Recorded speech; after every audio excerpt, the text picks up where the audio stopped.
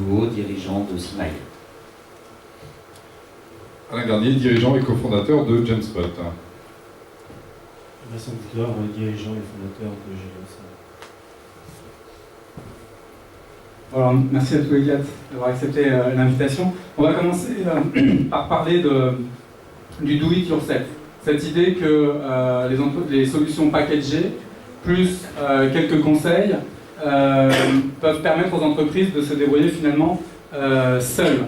On est sur un marché aujourd'hui qui est mondialisé avec le SaaS. On le disait tout à l'heure, les entreprises peuvent se servir assez facilement sur Internet et utiliser une solution sans intégration, donc sans service ni d'intégration et peut-être ni d'accompagnement.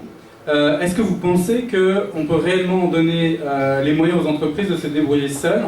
Je sais que Philippe, tu es sur un modèle finalement, à la fois tu as tes racines en France et tu accompagnes tes clients, mais tu as une vision industrielle de ton produit, et donc quelque part, certains de tes clients seront amenés à se débrouiller probablement par leurs propres moyens.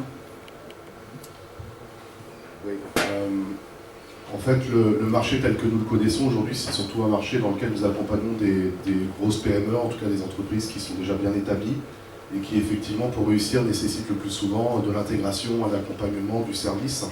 Et où je pense qu'il serait faux de dire que la plateforme, aussi intéressante soit-elle, est suffisante pour leur permettre de réussir. Nous, ce qu'on voit, c'est surtout un marché qui, aujourd'hui, est en devenir par rapport à ses usages, avec des entreprises qui vont adopter nativement ces nouvelles technologies dans leur façon de fonctionner, des entreprises qui n'existent pas encore aujourd'hui, qui se créent, et pour qui les questions d'intégration, de services, de proximité, d'accompagnement que nous pouvons avoir pour des grandes entreprises se posent, en tout cas dans d'une autre façon. Et si l'on considère que le marché demain, c'est toutes les organisations, que ce soit des associations, des entreprises, que ce soit toute taille également d'entreprise ou d'organisation, eh bien, je pense qu'il est nécessaire d'avoir une approche industrialisée, tout simplement pour pouvoir apporter, capter une part la plus importante de ce marché. Vincent Gélios est un acteur historique sur le sujet de la collaboration avant que le social prenne son envol, et avec un mode de distribution aussi qui est traditionnel à la base, et aujourd'hui, depuis 2 ans si je ne me trompe pas, vous êtes ouvert sur le SaaS et vous avez une offre en ligne, packagée, qui est une déclinaison de votre produit que l'on peut également acquérir et installer sur son infrastructure. Donc vous êtes sur les 2 modèles. Comment est-ce que vous gérez justement cette évolution, cette demande des clients finalement, de prendre un service en ligne et puis de se débrouiller, ou en tout cas d'aller très très vite vers l'usage, sans forcément lancer un projet informatique comme on voyait par le passé? Alors effectivement, on a les 2 offres, et historiquement, on est un positionnement qualifié de généraliste, effectivement, dans le domaine collaboratif. Et nous, ce qu'on observe, c'est que finalement, avec des clients qui sont des clients de relativement grande taille, eh bien, lorsqu'ils font un choix qui est expérimental de niveau départemental, eh bien, ils adoptent volontiers l'approche SaaS. Alors que quand il s'agit de mettre en œuvre la solution de façon plus importante, d'un déploiement de groupe, eh bien à ce moment-là, le choix va souvent vers du on-premise, c'est-à-dire le logiciel est installé dans l'entreprise, et avec du coup la possibilité de l'intégrer davantage avec le SI métier, ce qui est un des points importants. Et donc effectivement, aujourd'hui, je dirais, on observe peut-être un fonctionnement un peu différent des acteurs pure players. On a des clients qui, majoritairement, quand ils réalisent un déploiement important, le réalisent, on va dire, à l'ancienne, si on peut faire ça de cette façon-là, c'est-à-dire avec le logiciel plutôt. Merci. Emmanuel, toi, lorsqu'on a préparé cette table ronde, tu m'as dit que ce qui était extrêmement important pour toi, c'était d'avoir une relation contextualisée, d'avoir la connaissance du contexte de ton client pour pouvoir lui apporter un service, et que ce service-là était finalement la clé de la réussite des projets. Alors effectivement, ça rejoint bien la question, est-ce que le réseau social peut finalement être lancé sans accompagnement ou en ne le considérant que comme un outil? Effectivement, on constate que y a très peu de réussite, c'est presque des exceptions. Et effectivement, on a énormément travaillé l'année dernière chez Simaille à renforcer cette... alors le terme accompagnement, c'est plus global que ça, c'est-à-dire s'assurer que les réseaux sociaux de nos clients deviennent de vrais succès et qu'ils atteignent le plateau de la productivité qu'on a vu tout à l'heure sur le hype cycle. C'est-à-dire ne pas s'arrêter à finalement fournir des plateformes et puis débrouillez-vous, on peut vous accompagner, mais c'est presque en option. On a énormément travaillé à renforcer et à avoir cette notion support-conseil presque sans couture. C'est-à-dire que quand un client appelle le support, il peut poser une question technique, tout comme demander un conseil. Ce ne sera pas forcément la même personne qui répondra, mais le support connaît le contexte effectivement de chacun des clients pour avoir une réponse différente. Merci. Alain, toi, on l'a souligné tout à l'heure, tu ambitionnes de te rapprocher le plus possible du processus et donc finalement d'articuler Jamspot à un référentiel métier ou à une application métier. Donc ce qui veut dire que même si tu es dans du SaaS, il y a un service au moins pour configurer et voir interfacer l'application Jamspot avec le système d'information client. Tout à fait, mais pour revenir sur le do-it-yourself et puis après nous comment on articule ça, je crois que dans l'informatique et dans la transformation du SaaS et du cloud, on est de plus en plus en do-it-more-yourself. Il y a un déport, l'avant-vente est devenu aussi do-it-yourself, on fait des tests gratuits. Le système, on ne va pas aller former chaque utilisateur derrière, donc on a bien un do-it-yourself de l'utilisateur final. Donc en fait, il y a quand même un déport global vers le do-it-yourself de toute façon qui est tendanciel et qui est généraliste. Après, nous, on est effectivement proche du contexte métier. Donc, a priori, il y en a encore moins do-it-yourself, au sens, c'est pas le produit packagé pur, il faut le paramétrer pour le transformer en métier. Mais nous, on a fait un choix, alors qu'il y a un peu l'articulation de ce que tu fais également, mais avec aussi nous, des partenaires extérieurs. Parce qu'on considère, nous, que Jamspot, on n'a pas la connaissance métier des process. Chaque métier a justement son histoire. Il y a aussi une question de taille, on n'a pas du tout les mêmes effets d'échelle. Donc nous, on a plutôt, par rapport à ça, un choix de partenaires qui sont des gens qui connaissent Jamspot, sont formés à Jamspot et vont outiller la démarche de leur métier. Donc j'améliore le process des ventes, je fais un meilleur marketing, j'aide les gens dans mon innovation. Donc là, c'est des gens très différents d'ailleurs, hein, on a des partenaires très différents. Et ils vont prendre Jamspot comme une capacité. Et au lieu de faire, plus souvent que du slideware, ils vont transformer leur slide, dont ils espèrent que ça va être mis dans l'organisation, en réalité de changement du processus. Ça, c'est notre façon de répondre à ça. Et par contre, pour aller dans le sens d'Emmanuel sur le support, depuis le départ, moi, de Jamspot, je considère que le SaaS éloigne justement de la relation client, mécaniquement. Là où quand on en est installé, on allait vraiment voir les gens, etc. Et donc moi j'ai renforcé tout de suite le support avec cette dimension-là. Le support dans ma première boîte d'éditeur, c'était pas ma première, c'était les techies qui faisaient la réponse. Ah oui, vous avez un problème SQL, on va vous faire ça, vous allez voir, il y a un problème d'insert dans les ID. Oui, c'était ça la réponse. Aujourd'hui, on a au support que des gens qui sont des gens qui parlent client, de la com, ne sont pas les techniciens. On les choisit sur ce critère-là de compréhension client, comme l'a expliqué Emmanuel, et non pas de compréhension du système. Ok, donc le do-it-yourself, c'est effectivement une apparente possibilité de s'emparer d'une solution, d'un service et d'utiliser. Ça a des avantages lorsqu'on veut peut-être démarrer, mais si on veut vraiment créer de la valeur, on se doit d'être en interaction avec l'éditeur et on a besoin de services pour arriver à créer de la valeur. Ce qui fait, ça nous amène à la deuxième question et puis à la question centrale de cette table ronde sur l'évolution du marché. Le fait qu'aujourd'hui le marché soit mondialisé, que les entreprises ici présentes choisissent indifféremment entre des acteurs étrangers et des acteurs français, que la notion de distance, finalement, c'est distance là cette fois-ci au sens géographique, c'est estompé. Comment voyez-vous l'avenir de l'écosystème français avec cette évolution? Qui veut commencer? Vincent, ouais, je pense que oui, à l'instant, on vient de voir une courbe qui ressemble un peu, qui se termine un peu en queue de poisson. J'ai l'impression que les électeurs français, évidemment, c'est pouf, elle va s'arrêter, ça va disparaître.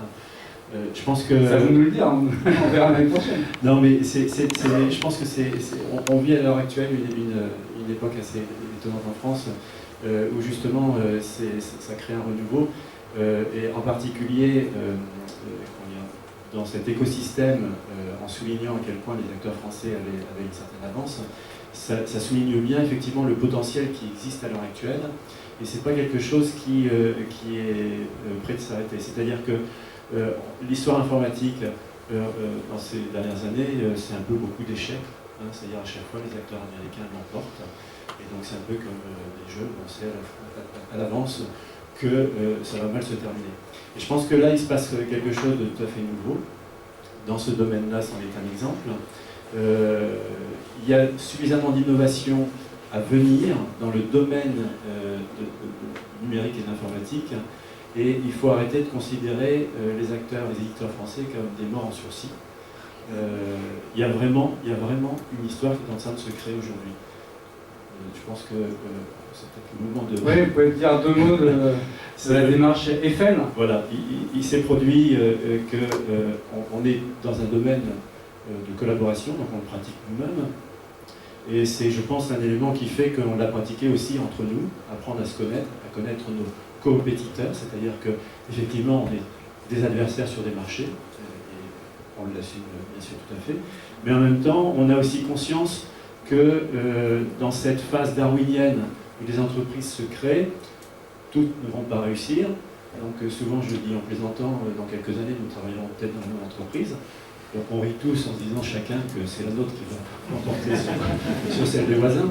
Mais je pense que l'élément important, c'est de se dire qu'à ce niveau-là, il y a une prise de conscience, et c'est pour la raison pour laquelle on s'est associé pour créer l'association Eiffel, Entreprendre en France dans l'édition du logiciel, avec comme objectif de valoriser cette dynamique, d'arrêter de considérer que c'est nécessairement perdu pour des produits français parce que c'est une prévision qui est autoréalisatrice, et puis de prendre son destin en main et de s'assurer qu'il y a un écosystème qui va devenir vertueux. C'est-à-dire que l'objectif, c'est de créer des champions internationaux. Donc c'est ça la vocation de cette association, et qui réunit l'ensemble qui a vocation à réunir l'ensemble des éditeurs français dans le domaine du logiciel.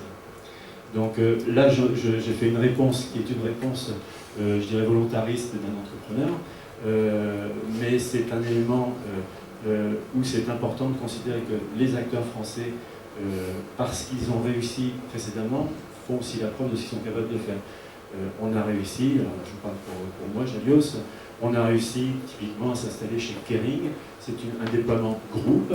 On a battu SharePoint pour y parvenir. Et pourquoi? Pour des raisons fonctionnelles, pour des raisons qui sont liées à ce qui était attendu de l'outil. Il a fallu fonctionner sur 10 langues, c'est-à-dire que ce sont des utilisateurs qui sont en Asie, qui sont en Amérique, qui sont dans l'ensemble de l'Europe, qui utilisent la solution. Et c'est pas... c'est bien parce qu'on s'est montré à la hauteur des attentes d'un grand groupe qu'on a réussi ce genre de choses. Philippe, quelle réponse tu donnes à tes clients lorsque tu es confronté justement à ces gros acteurs étrangers? Est-ce que c'est que finalement tu te positionnes de manière... tu ne fais pas la distinction qu'ils soient étrangers ou pas, ou est-ce que pour toi, il y a un avantage à être local lorsqu'on répond à un client qui est sur le territoire? Si j'en prends en fait le nombre d'interactions que nous avons au quotidien avec l'ensemble de nos clients, oui, c'est clairement la proximité est un des atouts évidemment pour pouvoir correctement servir et accompagner des organisations françaises dans le déploiement de ces nouveaux outils. Je crois que l'étude le souligne assez bien. Vous parliez d'innovation. Il y a, je pense, de façon importante, des spécificités propres à chaque solution qui peut, en France en tout cas, constituer des atouts importants lorsque nous sommes consultés par des organisations, notamment face à des solutions américaines qui peuvent être évidemment bien plus importantes que les nôtres, mais souvent finalement très généralistes, et avec effectivement cet éloignement qui rend difficile finalement la compréhension de cette spécificité que j'aimerais avoir, est-ce que je vais vraiment pouvoir l'avoir si je travaille avec un éditeur international? Et je pense qu'on essaye en tout cas de convaincre nos interlocuteurs de cette capacité à innover, à être agile, à savoir écouter et répondre à leurs besoins. Chez nous en particulier, on a une démarche très participative avec nos clients, avec cette idée de les associer finalement le plus en amont possible dans la roadmap pour réduire le risque d'erreur et raccourcir les cycles d'innovation. Et c'est ce qu'on essaye de faire valoir d'une manière générale pour emporter leurs décisions. Service de proximité avec l'éditeur pour influencer la roadmap, ça fait 2 arguments. Emmanuel. Ben, je vais venir compléter ce qui vient d'être dit. Je suis tout à fait d'accord. Jusqu'à il y a quelques années, un des arguments face aux gros éditeurs américains, c'était le fait que la proximité jouait aussi dans l'accompagnement. C'est-à-dire que, je mets un peu de côté Microsoft et IBM, mais tous les pure players américains, finalement, n'avaient pas forcément de relais en France pour venir accompagner ses clients. Donc le tweet. C'est faux, enfin, c'est pas... C'est plus vrai. Ouais, voilà. Mais c'est ce que je disais, jusqu'à il n'y a pas longtemps, c'était un argument pour nous. Ça ne l'est plus. En revanche, il en reste un qui est de taille et qui vient d'être évoqué, c'est-à-dire que on implique effectivement nos clients dans l'évolution du produit. Ce qui reste très difficilement imaginable avec les gros éditeurs américains. Donc sur 2013, on a fait travailler tous nos clients sur les nouveautés qui arriveront sur 2014. Et il ne s'agit pas seulement de voter pour savoir si on va rajouter telle ou telle fonctionnalité, c'est vraiment les impliquer dans la stratégie. Est-ce qu'on va justement plus vers la collaboration, plus vers les processus, ça permet aussi pour eux de s'assurer que l'éditeur qu'ils ont choisi, avec lequel ils vont travailler sur plusieurs années, eh bien, va aussi évoluer dans la direction qu'ils ont eux-mêmes en tête. Voilà. Alors, cette semaine, j'entendais un DSI qui me disait que ses priorités pour 2014, la première c'était le social, développer les pratiques sociales, et la seconde c'était la sécurité. Est-ce qu'aujourd'hui, après les mois qu'on vient de vivre, et avec le fait, avec cet environnement où nos données sont hébergées on ne sait où dans le cloud, est-ce qu'aujourd'hui c'est soit un argument pour vous, soit des questions que posent vos clients et finalement peut-être un attrait qu'ils vous trouvent, de manière fondée ou pas, du fait de votre nationalité? Bien sûr, et moi, je pense qu'au-delà de la question de la sécurité, c'est même en fait une question même de leur business model de demain. Parce que la transformation, on parle des grandes entreprises en particulier, toutes sont en train de se transformer de l'intérieur par le numérique. C'est-à-dire que là où on distribuait hier de l'énergie, aujourd'hui on est en train de faire des compteurs intelligents et demain ce qu'on va fournir, ça va être un service associé. Donc on ne vend plus l'élément premier, on vend la numérisation de cette relation client. Et là, on a le choix. Soit on continue, et on a des fleurons aujourd'hui dans l'économie française, soit on continue à dire, de toute façon, moi, mon métier, c'est pas ça. Et en fait, la partie numérique, la partie logicielle, finalement, c'est des éditeurs américains à qui je délègue ça, mais c'est comme si on donnait sa matière première, en fait, en termes de construction. C'est comme quand Churu qui a eu la bonne idée, avec Alcatel-Lucent, de dire, moi, les usines, j'en ai plus besoin, tout va bien. Et résultat des courses, aujourd'hui, Alcatel-Lucent est une entreprise qui ne vaut plus rien. Donc, ce qui se passe en termes de transformation autour de ça, c'est que, moi je sens ça dans les grands comptes, ils comprennent aussi qu'ils ont besoin d'un écosystème local. Parce qu'on ne fait pas du business avec des gens qui sont de l'autre côté de la Terre, on ne peut pas avoir la force et la capacité de bouger. Alors à moins que les grands groupes se délocalisent, il y en a plein qui sont en train de bouger, dans ces cas-là très bien, qu'ils aillent faire fortune ailleurs, mais ceux qui ont décidé de créer un écosystème, et je dirais, alors pas seulement français, restons pas juste chauvins, on a fait l'allusion effectivement à nos amis Knowledge Plaza qui sont belges, qu'on intègre bien sûr, mais au-delà de ça même au niveau européen, c'est donc qu'il y a une nécessité économique de construire un écosystème pour sauver son business. Pas seulement pour nous faire grandir, mais pour sauver son business. Et la question de la sécurité en est un. Je vais prendre un exemple tout simple. Il y a il y a 1 an et demi, on a nos amis qui produisent des verres, vous savez, qui sont le leader mondiaux dans les verres pour les lunettes en France. Vous connaissez ces gens-là? Bon, je ne vais pas les citer, mais tout le monde voit qui c'est. Hein. Ils ont leur siège social à Vincennes. Et alors, du coup, ils ont un projet formidable de faire des lunettes connectées. Hein, vous savez, ils sont passés sur quoi? Ils sont passés sur Google intégralement dans leur système. Google qui sort les mêmes Google Glass.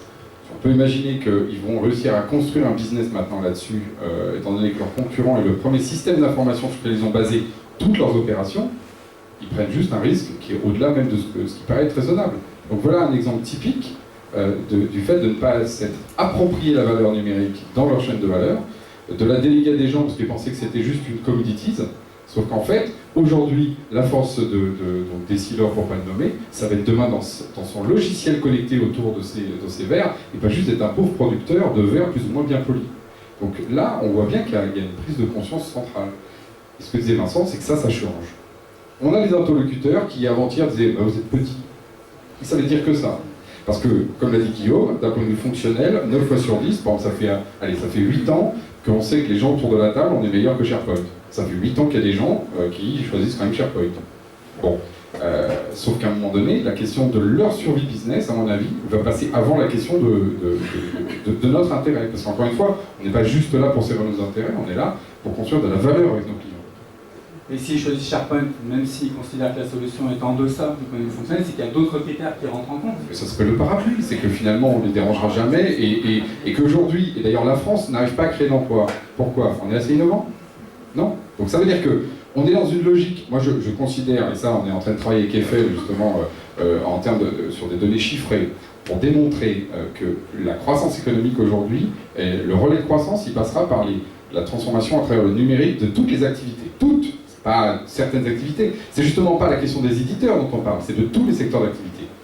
Il se trouve que nous, depuis un certain nombre d'années, le CAC 40 s'est plutôt replié sur des valeurs, on va dire, de refuge, okay, pas investissant beaucoup sur ces terrains-là. Bon, bah, ça se sent aujourd'hui, c'est tout. Ça se sent. C'est-à-dire que du coup, on n'arrive plus à avoir les relais de croissance qu'on a eu. Là où d'autres pays, les pays asiatiques, parce qu'on pense souvent aux États-Unis, mais regardez les pays asiatiques, regardez la Corée, alors regardez même la Chine, elle ne se construit pas uniquement en allant creuser dans les mines, contrairement à ce qu'on dit. Donc le point de transformation, elle est là, mais je pense qu'on n'est pas les seuls à le dire. Hier, il y avait Fleur Perrin, French Tech, nous on est sur la French Touch, mais je pense que c'est exactement la même logique, qui est en train de se rendre compte qu'il faut centraliser cette question numérique dans le gouvernement, et pas juste parler des autoroutes et des problèmes des hauts fourneaux qu'on ferme. La réalité, c'est que soit on fait la mutation numérique dans notre, on va dire, modèle économique, soit on le fera pas. Et ça, c'est central. Ok, donc le troisième argument, c'est une question de stratégie.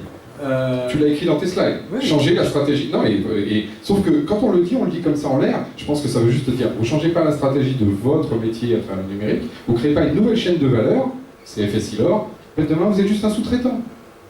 Voilà, c'est aussi une question stratégique dans une logique de guerre économique entre des États. De guerre, de compétition économique. Oui, on n'est pas de guerre, on n'est pas en guerre, on est en compétition. Voilà.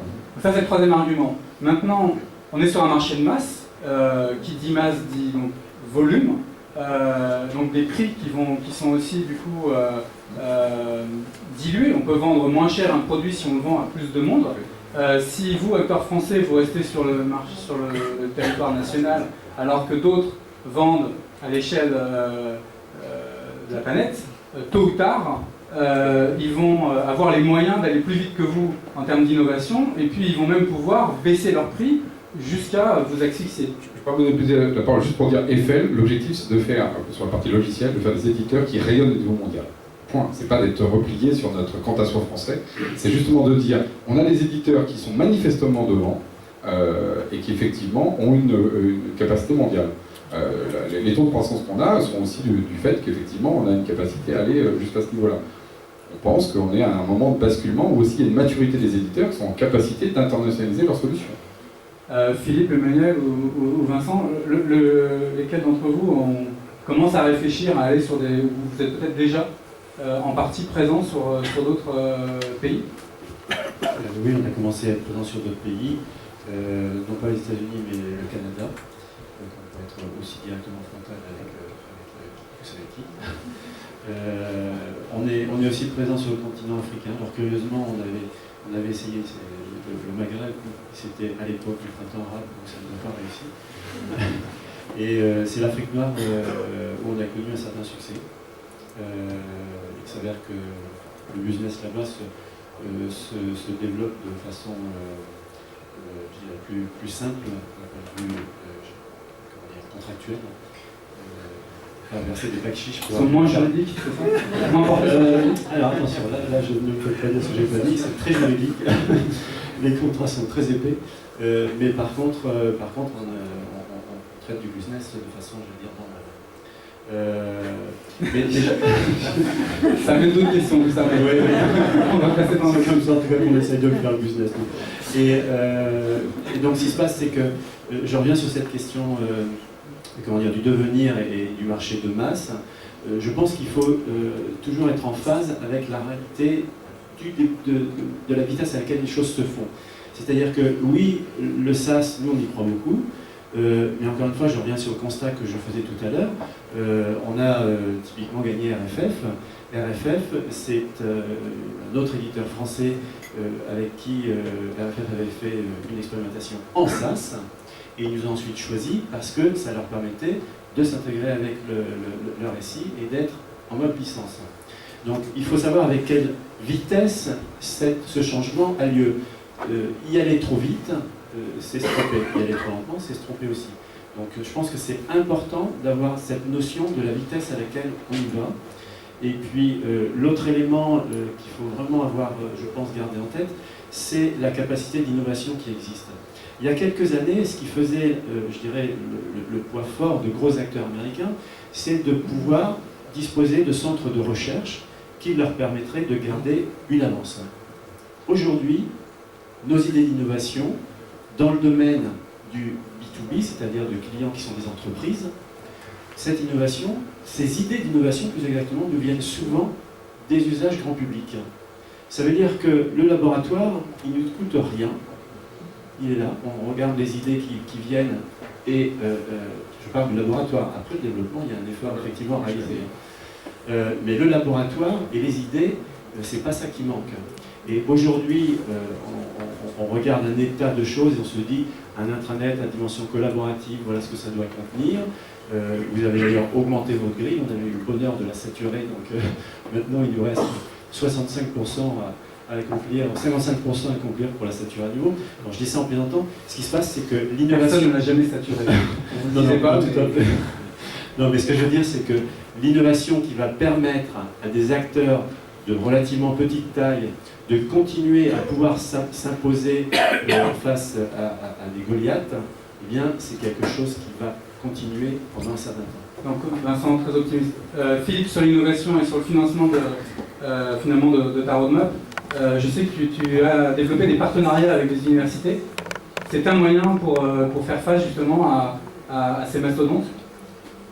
En tout cas, c'est un levier pour financer l'innovation parce que le développement coûte effectivement cher et on a quand même la chance en France d'avoir des dispositifs d'aide à l'innovation qui sont assez bien développés et qui permettent, alors c'est toujours un peu compliqué quand c'est la première fois, mais lorsqu'on est un peu introduit lorsqu'on a déjà pratiqué ces dossiers de type BPI, maintenant ex-OSEO, ou bien même comment dirais-je, d'autres programmes européens, on arrive effectivement à obtenir des financements intéressants pour accélérer.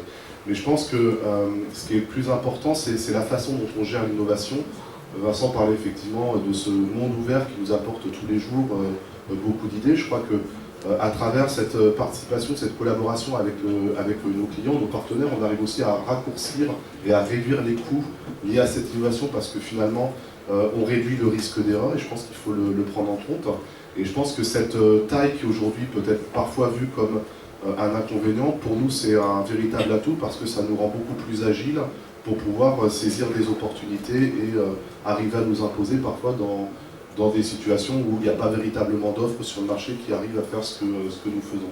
Voilà, donc on continuera à investir de façon forte dans l'innovation en essayant de trouver ces opportunités là où ils sont. Alors je sais qu'il y a aussi une autre manière d'innover, c'est d'innover avec ses clients et parfois il y a des grands comptes qui vous portent, en tout cas qui vous aident à grandir.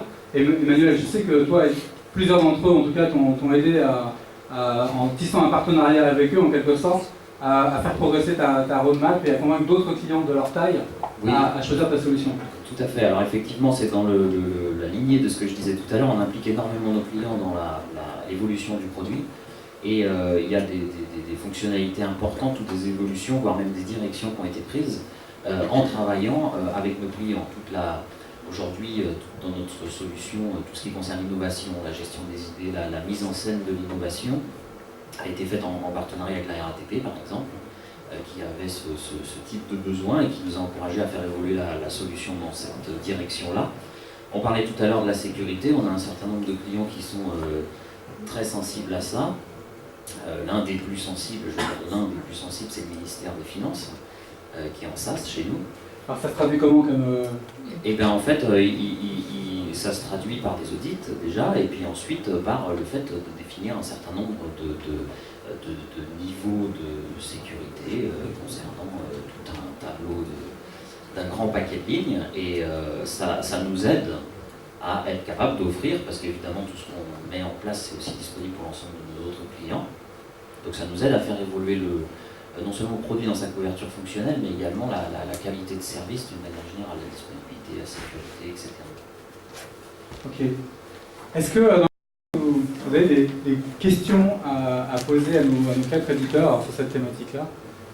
Antoine, non, je vais passer mon micro pour leur laisser toi répondre. Bonjour, Antoine Cavlance. J'avais une question par rapport aux fonctionnalités, l'évolution des différents produits sur le marché français. J'ai l'impression, je me trompe peut-être, que la plupart des solutions françaises sont, sauf quelques exceptions, sont fortement axées sur le marché français, alors que les solutions dont on parle américaines sont sur un marché global. En termes d'évolution de fonctionnalité, est-ce que le fait de n'être que sur un marché ne va pas limiter finalement les interactions qu'on a avec les clients, les différents types d'évolution qu'on va vouloir mettre en place, et est-ce que finalement la réponse n'est pas directement de se lancer global, de ne pas faire un système de je ne sais plus comment l'échelle pour le logiciel français, mais plutôt vraiment lancer à l'international ce logiciel. Je vais juste dire un mot, merci d'avoir posé la question. Moi je pense que c'est effectivement un risque de n'être finalement que dans ce mode de collaboration avec certains clients, parce qu'on est aussi sur un marché qui va vite et sur un marché qui est mondial et de masse.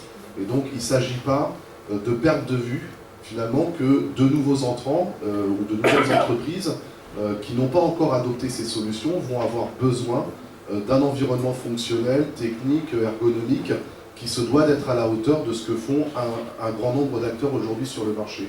Et il y a toujours cette difficulté lorsqu'on est très proche de ses clients de faire du très spécifique et du coup d'être freiné dans sa capacité d'innovation.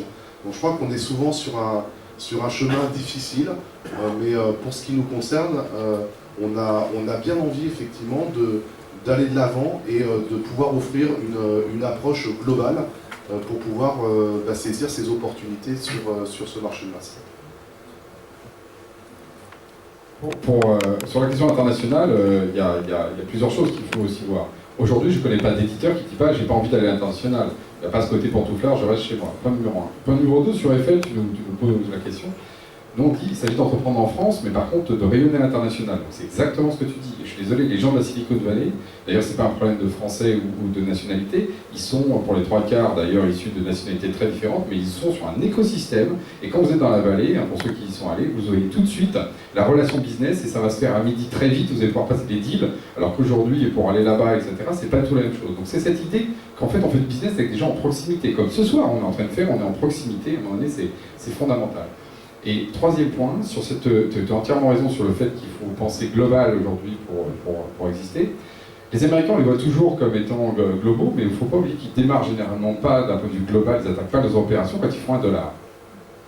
Et par contre, ils ont un accélérateur business pur dans leur marché natif qui les amène beaucoup plus vite aux fameux 3-5 millions de dollars, et qui sont de 2-3 millions d'euros chez nous.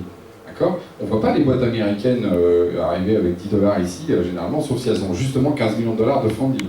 Donc, ne nous trompons pas non plus aussi dans la vision. Il se trouve qu'on a beaucoup d'éditeurs petits, mais quand on regarde de ceux qui sont au-delà de 3, 5, 10 millions, généralement ils exportent et ils sont plutôt assez bons. Et quand on voit un Neolan qui a été racheté 600 millions de dollars, il était extrêmement exportateur. Et moi, justement, avec Eiffel, on travaille sur l'échantillonnage, on voit bien que oui, en dessous d'1 million, on n'est pas des grands exportateurs, mais il n'y a pas d'Américains non plus en dessous d'1 million qui est exportateur tant que ça. Okay, parce qu'il faut avoir vraiment une capacité pour le faire, capacité humaine, financière, visibilité marketing, mais qu'au-delà, notre capacité d'export est bonne. Et je finirai juste à dire que nous, en plus, on est très bons dans le design en France, et en Europe en particulier, et que demain, le logiciel, c'est autant du design que de la R&D. C'est pas seulement justement de l'innovation, c'est du design, de penser le produit, et là-dessus on a une capacité, je pense, très très forte qui nous amène justement à cette fameuse French Touch qu'on peut mettre en avant. Je vois que tu n'es pas forcément d'accord, mais ça fait partie du débat. Je vous laisserai discuter après. Est-ce qu'il y a d'autres questions à nos 4 éditeurs sur ce sujet? Christophe, décidément c'est les éditeurs. Alors c'est pas tant une question finalement, je voulais juste mettre en perspective une remarque que j'ai entendue assez récemment, et ça rejoignait peut-être la slide directrice, qui était finalement le rapprochement fonctionnel entre les éditeurs français, plutôt perçus comme innovants, et les éditeurs américains. Mon analyse, en tant qu'ancien combattant du social en France, et surtout au travers de ce qu'on voit aujourd'hui, parce que Thierry faisant partie maintenant d'Atos, et on est au cœur d'un des plus gros déploiements de l'histoire du social. Ce que je découvre en fait, c'est que maintenant, c'est vraiment maintenant qu'on peut innover. Parce qu'on a des utilisateurs en face de nous, et donc on peut réinventer le social. Et jusqu'à présent, on n'a fait que copier des choses qu'on voyait sur l'internet, on copiait Facebook, on copiait Twitter, et on se disait tiens, ça va marcher à l'intérieur de l'entreprise. Sauf qu'en fait non, pas forcément. Et là maintenant on peut vraiment innover parce qu'on peut engager la discussion avec des utilisateurs et la valeur d'usage prend vraiment du sens. Donc je me dis que tout est à faire. Donc il ne faut pas considérer que Google a gagné, que Jive a gagné ou je ne sais qui a gagné. C'est à nous maintenant de gagner. Et dès lors qu'on ouvre la discussion avec les utilisateurs, on comprend ce qui est à faire, et il n'y a plus qu'à le faire. Voilà. C'était pas vraiment une question en fait. Donc on reboucle finalement sur la proximité avec les utilisateurs et la capacité d'innover avec ses clients. Ce qui est plus facile lorsqu'on est à côté d'eux et qu'on parle le même langue. Est-ce qu'il y a d'autres questions et les entreprises peuvent encore un éditeur. Allez, oui. Raphaël Briner, moi je suis le Suisse de service racheté par Knowledge Plaza. Il y a deux thématiques que j'aurais bien voulu questionner aujourd'hui. C'est ces thématiques récurrentes, c'est le zéro email, l'email et la mobilité. Je ne l'ai pas vu dans vos graphes. Non, le zéro email, c'est Christophe derrière. Oui, je sais. L'email reste un énorme problème dans les déploiements en termes de gestion, de digestion, de push-pull. Est-ce qu'on doit envoyer des emails, est-ce qu'on ne doit pas envoyer des emails? Et j'aurais eu l'espoir de voir ça, même si, à part ça, bravo. Il n'y a personne qui a applaudi aujourd'hui. Franchement, vous avez fait un travail magnifique. C'est mon premier écho, donc je suis vraiment très impressionné.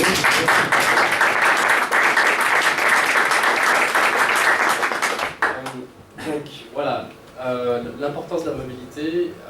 Moi, je pense qu'il y a un énorme vecteur de développement, parce qu'il y a beaucoup d'entreprises dont la moitié des employés n'ont qu'un téléphone portable et pas d'ordinateur. Donc quand on parle de 18%, pour moi c'est un vecteur de croissance très important. Donc pour vous, où est-ce que vous en êtes? Alors, je vais répondre sur la mobilité, puis je laisserai mes amis répondre sur l'email. Sur la... Non, je fuis pas. Et la mobilité nous parle beaucoup chez Sinaï parce qu'en fait, on travaille désormais en mobile first, c'est-à-dire que toutes les nouvelles fonctionnalités sont conçues d'abord pour nos versions smartphone et tablette, et ensuite adapté pour la version ordinateur. Et on a maintenant même des clients, je pense à la société GT Location qui est d'ailleurs interviewée dans l'étude. Une des études de cas de l'étude. Voilà, et qui est une entreprise de transporteurs routiers, donc ils ont 2000 chauffeurs, et l'objectif était de lancer un réseau social pour ces chauffeurs. Donc ils ont été équipés de smartphones sur Android, et c'est un réseau social qui fonctionne quasiment exclusivement sur smartphone. Donc on commence effectivement à voir des réseaux sociaux où la question n'est pas de dire il y a des gens en mobilité, mais c'est des réseaux sociaux d'entreprises qui sont quasiment exclusivement sur smartphone. Alors qui répond à l'email? Moi, je n'ai pas de souci de répéter ce qu'est mon point de dogme là-dessus, qui est de dire qu'il y aura une fusion, à mon avis, de ces deux problématiques de communication entre d'un côté ce qu'on fait dans le mail d'un côté et ce qu'on fait typiquement dans les systèmes de type collaboratif ou social de l'autre. Après, c'est un long point de convergence et que le zéro email, justement, c'est même d'ailleurs très marqué. Donc en fait, c'était d'abord un slogan de communication, on l'aura tous compris. Mais il a amené plutôt la question, effectivement, de réfléchir à ces deux systèmes-là, mais plutôt que les opposer. Moi, je pense qu'ils ont une logique de fusion. On voit qu'IBM, par exemple, avec IBM Connexion, avait fait une première tentative très très structurante dans son offre, qui n'a pas été acceptée finalement par le marché en tant que tel, parce que ça n'a pas eu un déploiement d'ailleurs totalement réussi. Donc ça veut dire aussi que les usages ne sont peut-être pas aussi aujourd'hui prêts à accepter ça, parce que justement d'être capable, comme Wave par exemple avec Google, a aussi raté son coup, parce qu'on ne sait pas si on est dedans, on est dehors, on est chez soi, on l'a envoyé pour l'autre, il y a une problématique de perception de l'intime, c'est comme ça que je le résume, et que quand on a peur de l'intime, on se recroqueville. Donc on est dans ce moment-là, et qu'on voit bien les interfaces en train d'évoluer pour apporter justement ce moment où tout d'un coup, on va mettre la limite, on comprendra mieux ce qu'on a fait, ce qu'on a envoyé, parce que le mail nous a tellement habitués à faire. Donc on est, à mon avis, dans une problématique de perception principale, et c'est ça qui est le bloqueur pour moi de ce sujet-là. Ok, on va terminer la table ronde avec une dernière question. Alors qui est-ce qui a l'honneur de poser cette dernière question? Une entreprise? Les entreprises, qu'est-ce que vous pensez des éditeurs français? Au-delà, parce qu'on n'est pas que sous le drapeau français ici, on est sous le... Bon, je vais vous laisser un petit mot de conclusion à chacun. Vincent, tu as le micro, Parmi les éléments qui ont été discutés jusqu'à présent, je pense que le point qu'il faut effectivement souligner, c'est qu'on n'a pas encore fini le travail en termes d'innovation et en termes, je dirais, d'accompagnement au changement dans les organisations.